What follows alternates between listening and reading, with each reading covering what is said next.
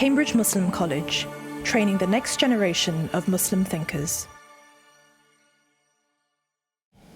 I have some prefatory remarks. This title is a bit sweeping and ambitious. So I should point out, as probably you inferred from the introduction, that my competence does not lie within the field of theology. The philosophy that I'm trained in and most comfortable with is the philosophy of language, philosophy of mind, philosophy of cognitive science, and artificial intelligence. And in addition to having some competence in cognitive science and artificial intelligence themselves. So I will say probably several things that are quite simplistic from the perspective of scholars of theology and philosophy of religion. But the point here is to try to have a discussion where we reach beyond our home disciplines and, yes, maybe say some simple-minded things or incorrect things, but I'm hoping that I'm doing that in a sense of humility. I'm very welcome to be corrected or shown basic concepts or texts that could correct some deficiencies in my own background. But I will say that this topic is very interesting to me from a very personal point of view because I grew up in what you might call a very ecclesiastical environment. So my mother, my father, my stepfather were all, and also my sister and brother-in-law are ordained Christian clergy. So I grew up in the context of hearing sermons every Sunday, having theological discussions, asking the kinds of theological questions a child confronting religion might ask, and also spending a lot of my time on the campus of seminaries and theological schools while my parents completed their education. So these kind of questions are things I've been grappling with for a very long time. But I realize that this source of my interest is no replacement for careful scholarly research, and I'm looking to many of you for that supplement. And of course, being from an entirely Christian background, I have little knowledge of, say, Judaic or Islamic theology, and I'm just trying to get by on the fact that there are some similarities, but of course there are many differences as well, so I'm happy to have those pointed out to me when appropriate. But back to this title. Wait, there's AI here. Wait, didn't we have the AI session yesterday? What's going on here? Well, it's unclear which track this talk should be in because when I'm talking, most of the time when I'll be talking about AI today, I'll be talking about AI in its most ambitious form, that is producing an agent that is itself autonomously intelligent and almost certainly conscious. So really, my topic today could be thought of as machine consciousness and theology, rather than AI and theology. But there are a few points where what I say has some bearing on AI in its more prosaic sense, in the sense of we have artificial intelligence now. So I want to make it clear, I don't think we have any conscious machines now. There's a lot of AI work being done, but it's not, and there's work on trying to move towards this kind of artificially conscious being that's being done. But the claims that I'm making here are not about any work that's succeeded so far. So I want to make it clear that when we talk about AI, we have to be careful about whether we're talking about AI systems as they exist now and the systems that we use or maybe are used against us today versus AI as it might be in its possible far reaches that might take centuries to obtain, but still worth consideration now. But one of the advantages of me being in this strange position of talking today when we're talking about consciousness rather than yesterday is that I have heard all yesterday's talks, and overnight, or I should say this morning, I was able to make connections to those talks where I think I'm covering something that makes a good connection to what was said before. So hopefully that will add some cohesion to the meeting, that several of the previous speakers will be present in my discussion today, I hope, or I'll be reminding you of connections to what they said as far as I understood it. So apologies if I misconstrue what is said. And apologies to those who didn't already speak, because I won't be drawing those connections to your talks, even though there might be some connections.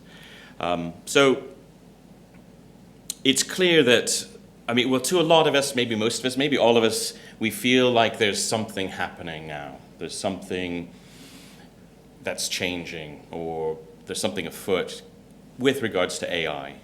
But I think most of us, maybe none of us, are clear about exactly what is going on right now, although some have better ideas than others. And I think that's partially because there's some unclarity about what AI is, not just the distinction I've made before about AI technology now versus AI in the sense of producing an artificially conscious being, but there are many other reasons why there's unclarity. There are many other distinctions, and I and other people have tried to make distinctions between different kinds of AI or different notions of AI. Certainly, Margaret Bowden has been doing that for a long time now, and drawing our attention to, well, just to take one example, scientific AI versus technological AI. AI research that tries to use AI technology to further understand the mind, whether it's natural or artificial, versus trying to make gizmos that do interesting stuff. But I think it's that if we want to engage with AI that is causing the excitement or this feeling that something substantial is happening or could happen, then we need to attend to both the advocates, the proponents of AI, and the critics of AI in order to find out what exactly is being talked about, or what it is that's happening. And I think the consensus is that whatever AI is, it hasn't happened yet. The thing that most interests us, yes, of course, is AI technology, but something like this, this artificial consciousness, hasn't happened yet. Now, I should say that one more introductory remark is that I couldn't decide whether to read a paper or present a PowerPoint. I almost always do this. Can't remember the last time I read a paper, but there were some good reasons why some things that I'd written before I thought stated things very clearly that I thought, well, maybe I do want to read a paper today. So I'm going to give you maybe the worst of both worlds. I'm going to do both. I'm going to have some slides here. I'm going to be reading some text at times. Not all of the important points in the text will be summarized on the slides. So I hope, nevertheless, the central points will become clear one way or the other. And my views are evolving, so I've tried to weave a coherent thread from the text that I've written before, from the slides that I have prepared new for this event or have written before, and from things that were said yesterday. So there might be internal tensions. I hope you'll point them out to me. So Jakob mentioned a volume that I edited many years ago, a reference work on the history of the concept of AI. Not a history of the field of AI. Now, Margaret Bowden has done a lot of work in that regard, a history of what work has actually been done, and there's a lot of overlap between maybe between the history of the field and the history of the concept. But one could argue that the field of artificial intelligence, we could argue that it started in the middle of the last century, around 1950 something. But the history of the very notion of an intelligent artifact, maybe that's a bit older. It certainly seems to be. So in order to see a little bit, I don't normally talk about the history of these concepts. I'm not a historian of ideas, but I think it's useful to start with that. So let's get clear on what we mean by artificial, for example, in order to understand the origins of artificial intelligence. So what do we mean by artificial? Do we mean made by humans? Well, one might say no, because then making babies would be a case of doing artificial intelligence. So maybe we mean made by humans by design. Well, that's better, but it rules out the possibility of other species, say, making intelligent artifacts or artifacts. So maybe we mean just something like made by an agent by design. And I'll go over this point, I think, well, just to say more about it, the notion of human-made is just too broad and too narrow to be of use. And I think that, well, rather than repeating what's on that slide, I might just address kind of obvious rejoinder, which I think some people have already discussed, maybe even today, is that maybe we need to add a non-biological constraint, that by artificial intelligence we mean an agent that is created by an intelligent agent, but a further constraint would be that it has to be non-biological. That's really what people mean when they're talking about artificial intelligence, and maybe what they fear, and maybe why they think it's impossible, or why they think it would be a threat to certain worldviews. Now, that might be what most people mean, but it might not be very principled. So take, for example, the particular chemicals that instantiate biological systems here on this planet. Is that really what we would want to add to a constraint for something to be a truly artificial intelligence, that it be not made from those chemicals?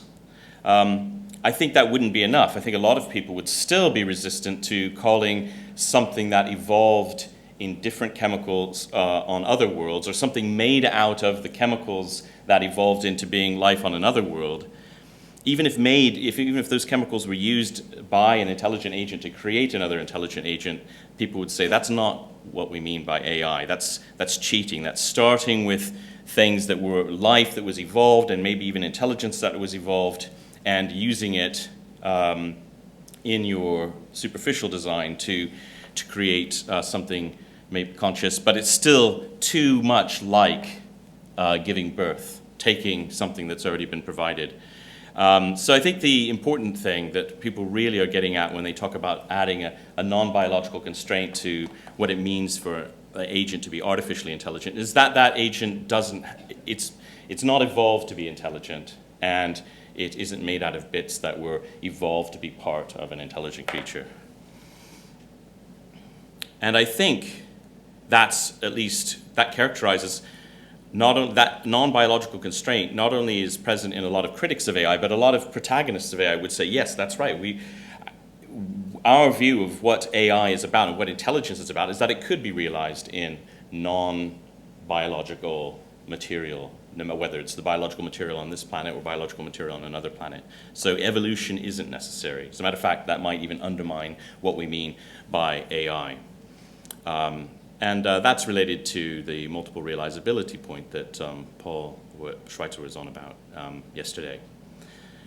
So I think in that respect, even though maybe not in much else, I think many AI proponents would agree with Asim Islam that consciousness is not specifically a biological phenomenon, even if it is realized in biology in us. In our particular case, there's something most AI proponents would say there's something on a more abstract level that's happening that makes our biological realization just one example. And if you want to produce artificial intelligence, you have to do it in something other than that biological instantiation. So with that in place, we can now ask, is AI, in that sense, such a modern idea? Did that notion of AI start in the did AI start, the notion of AI, whether or not you have a biological constraint, a non-biological constraint in it or not, did it start recently, or can we trace it back to something before the Dartmouth conference, before Turing, before all of us here, say by several centuries, or even further? So I guess I could ask you, does anybody want to say, other than Maggie, say, when was the first attempt at building an AI? And we could be neutral about whether it was successful or not. But does somebody have an idea about when that was? How old is this idea? Is it 50 years old? 100 years old? Building model, thinking about it. Attempting to do it. Not just having the idea, but actually setting out to do it. Anybody have any ideas? Okay. Well, by defining it as an agent, I mean, you haven't qualified whether it's a human or a device. Exactly. So, I mean, I guess you could say God? Yes, so, well, I wouldn't say, well, God would be the first agent that did it, but what would be the AI that he or she or it attempted to build? Well, I mean, on an Abrahamic level, Adam? Yeah, so for instance, maybe one idea is that Adam is the first AI, or using other aspects of the creation story. For instance, it was brought to our attention by, let me just, when was that yesterday? For instance, it was brought to our attention that Iblis or Satan or maybe the angels, maybe they were created before Adam, and maybe Iblis more so than the angels, maybe even more so than humanity, is really the example of an agent created by design by another agent. But we could just stick to Adam to avoid those. Adam is one of the first, if not the first.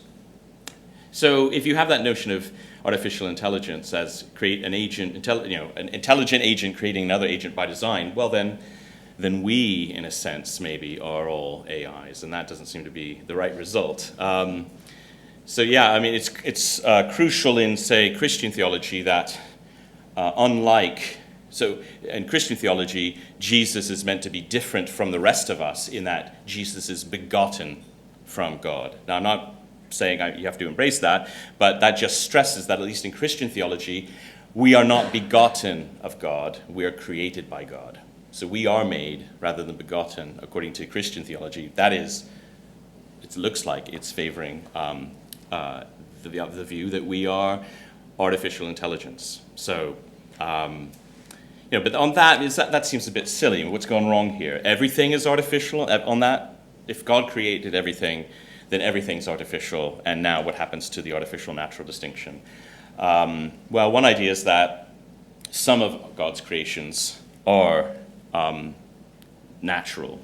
So natural means, so everything's artificial, but there's a subset of the ones that are made by God, and then there's another set of things that not only does God make, but we have some role in creating them, and then those are just artificial, they're not natural.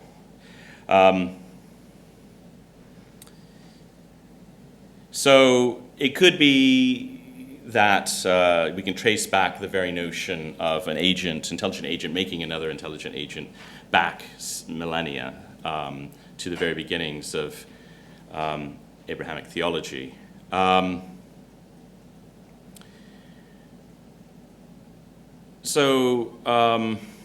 Maybe the institutional home of artificial intelligence isn't, say, the military, like with Babbage and Turing and the Dartmouth Conference, but rather it's the synagogue, the church, and the mosque.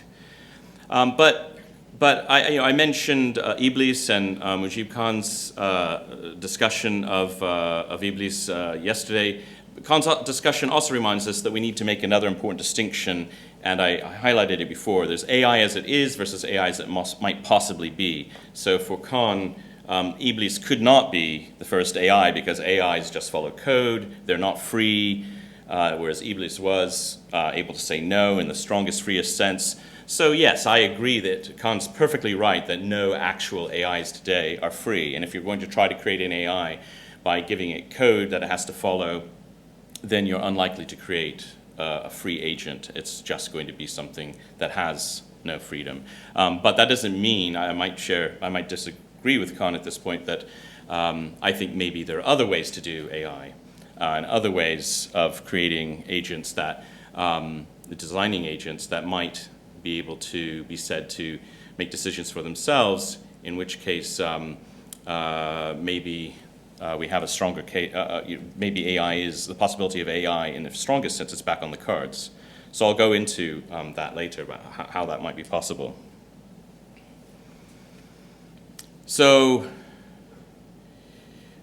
proposing the idea that Adam was the concept of Adam, or was the concept of an intelligent artifact, something created by an intelligent being created by an intelligent being, that raises instant theological questions. So surely Adam was not thought of as artificial. If whatever God makes is artificial, then nothing is natural. Some problems that I mentioned before. That was surely not the ancient Judaic view that nothing is natural. But perhaps this, dare I say, unnatural conclusion is the inevitable consequence of embracing the idea of God as an intelligent personal architect of everything, including us.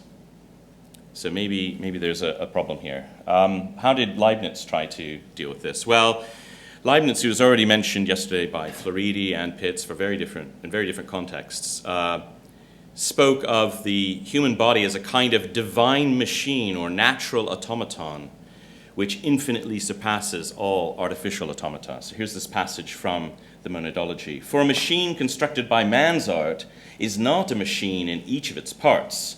For example, the tooth of a brass wheel has parts or fragments which, for us, are no longer artificial things and no longer have any marks to indicate the machine for which use the wheel was intended. But natural machines, that is, living bodies, are still machines in their least parts to infinity. This is the difference between nature and art, that is, between divine art and our art. So in a way, Leibniz is embracing the idea that everything is art. There's divine art and there's our art. And what's different is not that our things are mechanical and God's art, God's creations are not mechanical. Rather, that God's creations are hyper-mechanical. They're machines all the way down. Whereas ours only have machine-like structure on the most surface level, but it uses bits out of which we didn't design. At some point we stop and we just use what has already been provided. Whereas that is not the case of God's design.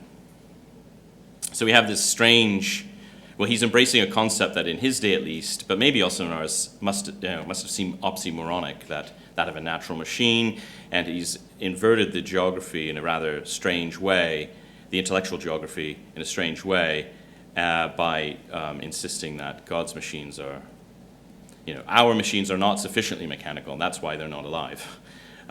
So it is notable that he does not conclude that man-made automata are therefore barred from being intelligent. The possibility is left open for them to be intelligent, even if inferior to us in that or other respects. Although we now believe that the mechanism of natural systems does bottom out in simple non-mechanical substances, Leibniz's point can be rephrased to retain relevance. Only automata which are hierarchical, exhibiting mechanical complexity on a variety of scales, even if not in an infinite number of scales, will be fluid and adaptive enough to rival human biological intelligence. And that resonates with some present-day inactivist views about the biological origins of meaning. I'm thinking of De Paulo, Froese, Brandarian, de Jager, and even some other people who weren't at Sussex. But they've been basing their work on people like Varela and Jonas and others. And those thinkers place an emphasis on self-maintenance, but with an extreme hierarchical nature. So a robot made of dead metal, according to them, might be self-sustaining, which they take to be very important to being a living and therefore minded or conscious thing. But it would be only self-sustaining on the highest level, that is, on the most superficial level. It would fail to have true meaning, intelligence, or consciousness because the robots that we are familiar with, at least, are not made out of a hierarchy of self-sustaining, meaning-generating systems. And that is what it takes, on their theory, to be truly a source of meaning, rather than a mere recipient of meaning. And so, therefore, robots made out of dead metal wouldn't be conscious, but maybe living systems obviously are, and maybe a radically different kind of AI would be required in order to succeed in producing machine consciousness. Well, it wouldn't be some artificial consciousness doesn't involve machines.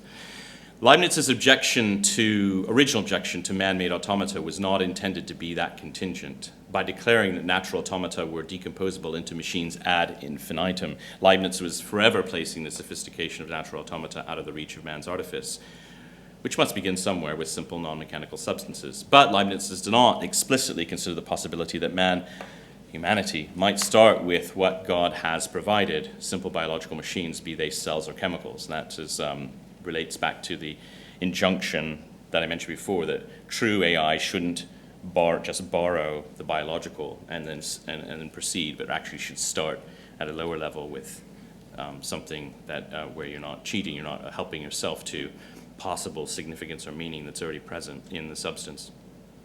As long as each level of organization built from these components is itself machine-like, then a man-made artifact could have the infinitistic mechanical structure Leibniz takes to be characteristic of natural automata. We do not require a carpenter to have created the wood she carves in order to say that her chair is, ironically, man-made, human-made. So should we withhold the label human-made from such devices simply because they got a head start from God's mechanical engineering? Well, Leibniz seems to think so.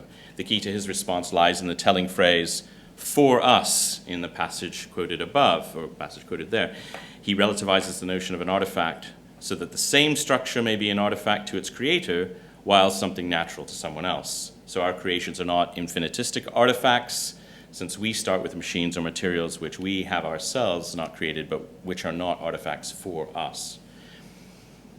If one wishes, therefore, to retain the artificial-natural distinction and also see the concept of Adam as a concept of an artificial intelligence, one must be able to set Adam off from the rest of God's creation in some way, a way which makes Adam an artifact, but water, rocks, and trees not. But that seems to be counter to intuition. But anyway, or makes Adam not an artifact, but rocks and trees are. Perhaps this intellectual feat can be performed, and it's already been mentioned that maybe the Imago Dei allows one to begin to do that. We look for a source of humanity's significance by appealing to the image of God, but that leads to other problems which I don't have time to get into here, but I will talk about the Imago Dei later on, time willing. So I'm going to leave the task of figuring out what sets Adam off from the rest of creation to someone else, or at least another time. Instead, I'm going to accept for now the intuition that the concept of God's creation is a concept of the natural, and since we are part of God's creation, we and Adam along with us are natural too. So the concept of Adam is not really the concept of the first artificial intelligence. But we haven't merely returned to our starting point by doing that, by making that move. So we've been reminded by considering Adam that Adam was and we are part of nature, much as birds, bees, and beavers are. But an important consequence follows from that observation. If we are part of nature, then so also must our creations be natural, as much as birds' nests, bees' honeycomb, and beavers' lodges are. So if you think of those creations as natural, then why not ours? If we, unlike, say, God, are part of the natural order, then how can anything we construct be artificial? Logically speaking, only a non-natural or supernatural entity could create a non-natural artificial intelligence. The prospect of we natural humans making an artificially intelligent agent is therefore a conceptual impossibility. Well, at this point, no doubt, common sense is dying to get a word in. Of course, artificial intelligence isn't logically impossible. We are as natural as the birds, bees, and beavers, but the fruit of our labor is distinct from birds' nests, bees' honeycombs, and beavers' lodges in that we create. Our projects are designed and engineered with purpose and intention, at least some of the time. It is this which makes our creations artificial, despite our own place in the natural order, so says common sense. Some might wish to object to that by pointing out that the notion of purpose or design is indispensable when trying to explain the existence of nests, beaver lodges, and honeycomb and all that. Biology has not exercised the ghost of function or intention, perhaps, from its explanatory repertoire, but certainly function. And nor should it. So telos alone won't distinguish artifacts from natural objects, won't be able to say that what we create are artifacts and what birds create are not, and thus won't allow for a distinction between natural and artificial intelligence. But even if one does not wish to take this line, there are other problems with using intentionality or design as a way of distinguishing the artificial from the natural. For one thing, doing so leads to paradox. So artificial intelligence becomes a kind of contradiction in terms, and for a different reason than the one criticized in Bodin's purposive explanation in psychology. Why is that? Well, because artificial intelligence implies, because intelligence implies and artifactuality is inconsistent with autonomy. Aristotle made the point that an artifact is defined in terms of the purpose or function that it is intended to have. If it does not have an intended function, then at least for Aristotle, it is not an artifact. Contrast that with our notion of what it is to be a thinker. For example, as expressed by Michael Morris, a fellow philosopher at Sussex, and I don't have this able to be viewed. I don't have the quotation for you to see, so I'm going to have to read it out. But he writes in a rather straightforward manner, so maybe it won't be too hard to follow. Something whose success is too closely dependent upon the intervention of a designer or supervisor does not count as a thinker, because it is not responsible for what it does. I think this passage is incredibly relevant to the ethics of AI today. And by AI, I mean the gizmos, the things that we have right now, the image classification algorithms that we have now, the driverless cars that we have now. It does not count as a thinker because it is not responsible for what it does. The notion of responsibility used here is meant just to capture whatever is required to make sense of the idea that a person is the doer of her deeds. Someone who is responsible in this sense is not always to be praised or blamed for what is done, if praise or blame is due at all. But where praise or blame is due, the doer of the deed should get it, and unless there is some other person to whom it can be passed. And we cannot make sense of a person being a responsible subject in this sense if she could never be properly praised or blamed. And I think that the systems we have now are the kinds of things that could not be properly praised or blamed, and that's why I think this passage is so relevant to today's consideration of AI ethics. But that's not the focus. That's not the role that it's playing in the discussion here. The role that passage is playing here is it looks like there's a kind of conceptual contradiction in the very notion of an artificial intelligence. Why? Well, intelligence implies autonomy, and autonomy implies responsibility. So for something to be intelligent, it must be responsible for its actions. But something being artificial, something being an artifact, implies it having been designed. And if X has been designed, it implies the responsibility for X's behavior lies with the designer. And so for something to be an artifact, it must not be responsible for its actions. Otherwise, if it is, it's no longer an artifact. It wasn't designed. The designer is not responsible. Only if the designer is responsible do we call it an artifact. So there seems to be a very conceptual problem with the very possibility of AI. So for an artifact to be truly thinking, it must be that it itself and not its designer is responsible for its actions, and so on. I already gave that point. For responsibility seems to require the ability to determine one's own purposes and goals. In this respect, this conceptual conundrum reflects the centuries-old debate concerning the problem of evil. So now we see a connection here between the situation the AI designer is in, this paradox, and the situation that God is in with respect to creation. If God created us, if we are his artifacts, then he is responsible for what we do. Familiar point from the consideration of the problem of evil. It's an untenable conclusion since some of the things we do are evil, and yet God is omnibenevolent. If we are to be given responsibility for our actions, if we are to be autonomous thinkers, then it must be that we are not God's artifacts. We are not his creations, which violates the Abrahamic view of God as a sole creator of all that is, seen and unseen. So what I'm saying is that if this is a problem for AI, it's a problem for theists in the Abrahamic tradition as well, which is an interesting parallel that the issue, all the scholarly work done on trying to resolve the problem of evil, all the theodicy that's been done, might be not only applicable to, but essential for the AI researcher to consider as a way to make sense of the process that they're engaged in.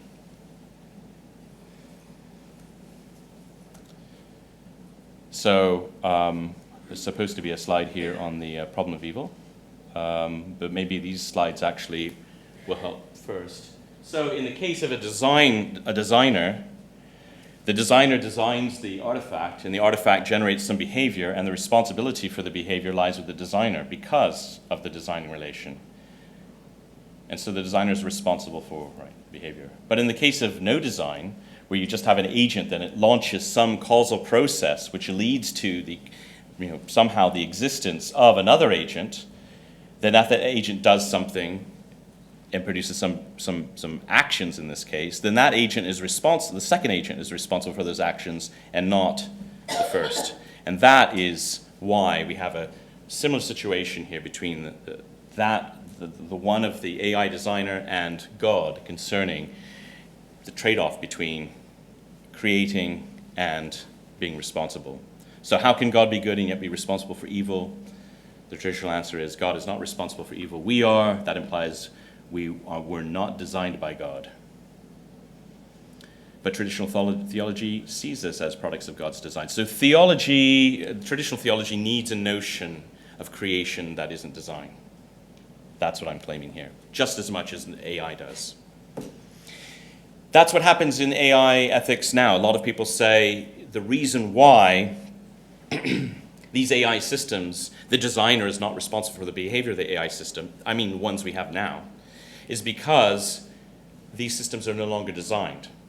They're evolved or have a machine learning algorithm that fine-tunes them. The designer does not even know, not the designer, the AI researcher doesn't even know what the solution is. It's the adaptive algorithms, be they genetic algorithms, artificial evolution, or more traditional, now more standard,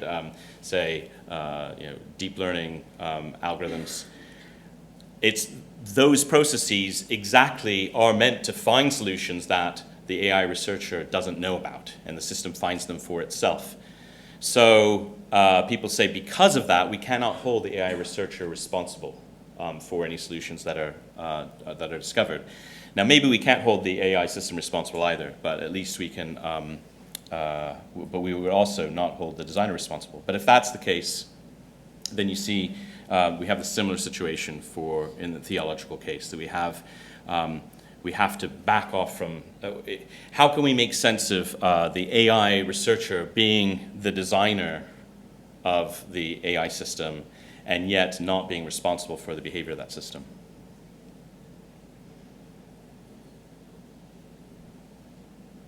So, in other words, if we can resolve this problem for AI, maybe we can also use it to resolve, maybe it can be used as a kind of theodicy. So what we have here is a conceptual impossibility of AI. That's one problem for AI proponents. But we have, by the same token, a problem for traditional theists. We have the familiar problem of evil.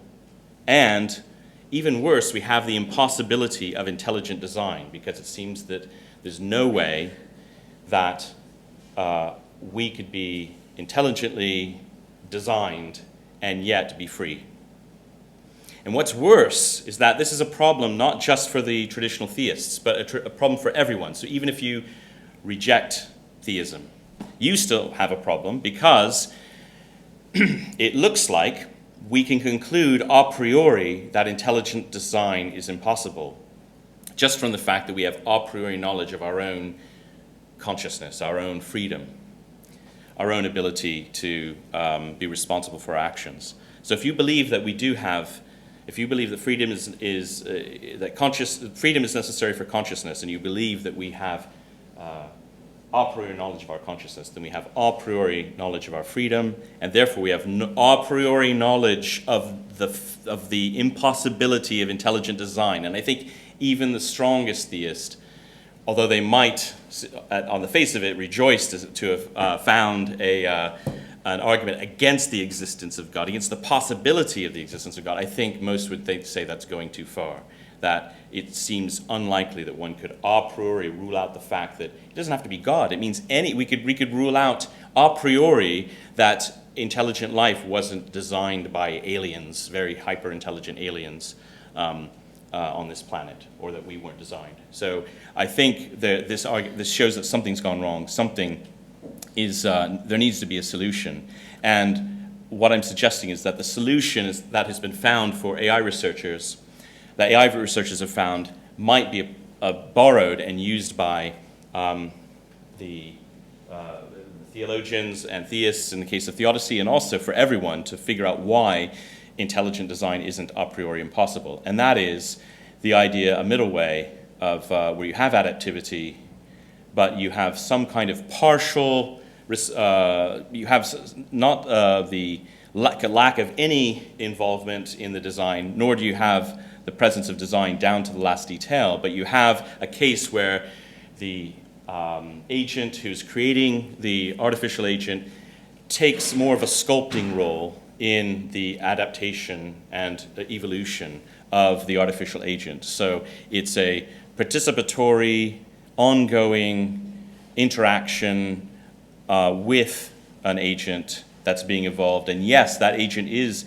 partially developing its own solutions, its own worldview, its own basis for action on its own, but it's also being done with the guidance of an evolver.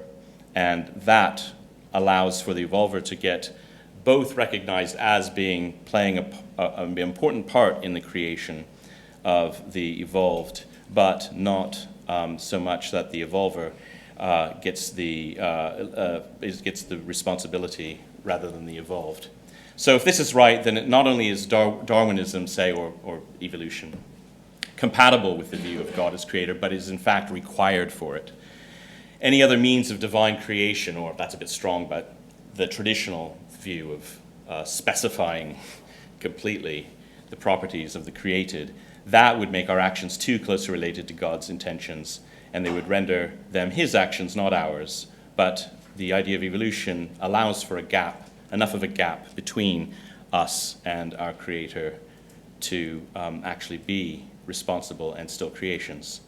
And finally, last slide, sorry to have gone on a bit long, is that one might think that doing AI is a kind of playing God. I mean, I've suggested that by drawing a parallel between the situation the AI researcher is in and the position God is in, and suggesting that the solutions to theodicy on the one hand and the solutions to the AI paradox on the other go hand in hand.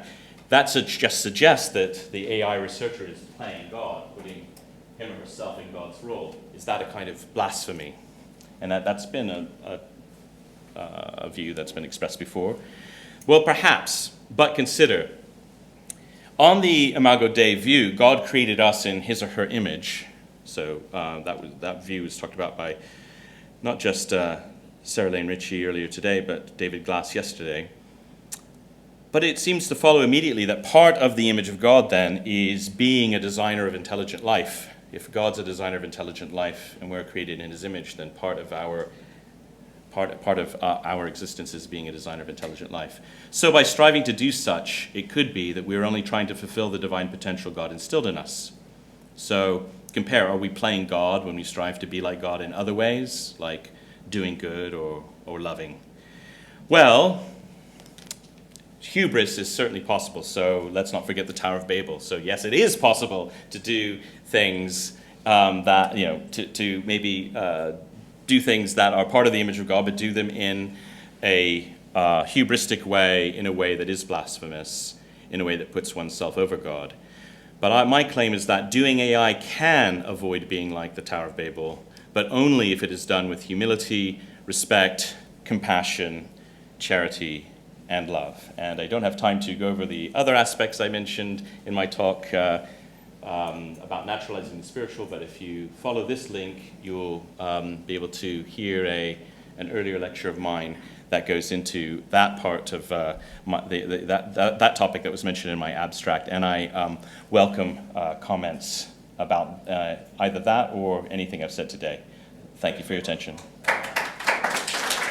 Cambridge Muslim College, training the next generation of Muslim thinkers.